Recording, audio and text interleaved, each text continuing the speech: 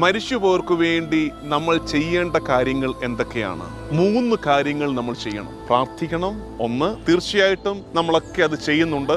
അതുകൊണ്ടാണ് നമ്മൾ കുർബാന ചൊല്ലിക്കുന്നത്, ഒപ്പീസ് എല്ലാം വേണ്ടി കാശ് കൊടുക്കുന്നത് ഒക്കെ അതുകൊണ്ടാണ്. നമ്മൾ വീടുകളിൽ മരിച്ച വിശ്വാസികളുടെ ആത്മാക്കൾക്ക് വേണ്ടി പ്രാർത്ഥിക്കുന്നു. അതൊക്കെ ഇതാണ്. 2, മരിച്ചു പോയവരുടെ ആത്മാക്കളെ നിയോഗം വെച്ച് ധർമ്മദാനം നടത്തണം.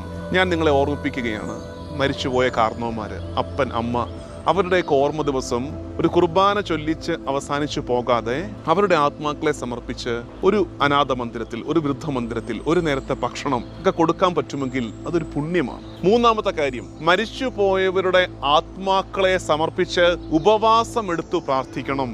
പ്രിയമുള്ളവരെ, നമ്മുടെ കടന്നുപോയവർ നമ്മുടെ പ്രാർത്ഥന ആഗ്രഹിക്കുന്നുണ്ട് എന്നോർക്കണേ. അതുകൊണ്ട് അവർക്ക് വേണ്ടി ത്യാഗമെടുത്ത് ഉപവാസം ഇരുന്ന് പ്രാർത്ഥിക്കാൻ നിങ്ങൾ മനസ്സ് കാണിക്കണമെന്ന് സ്നേഹപൂർവ്വം ഓർമ്മിപ്പിക്കുന്നു.